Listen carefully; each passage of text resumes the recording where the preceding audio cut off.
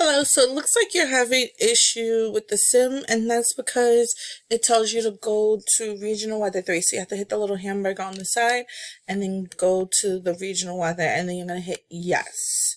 So once you hit yes, the directions should make sense. So you should be able to change the sunlight to surface, and you should be able to change the wind to make it either blow towards, right, or away from. So right now I have it set to where it blows towards, right? There's no wind happening here.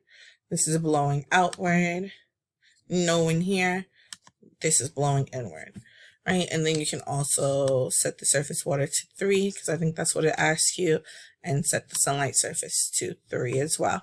So that's what it's asking you to do. You're then going to hit the run button and watch what happens with the simulation.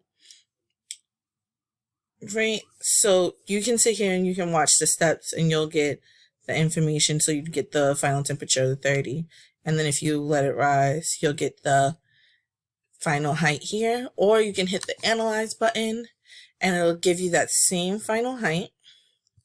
On the side here, it'll give you the starting temperature after warming, the final temperature, the difference, the energy transferred out, the amount of water, the rain level, and then you can also hit the rewind button, press play, and run it back and watch it happen again.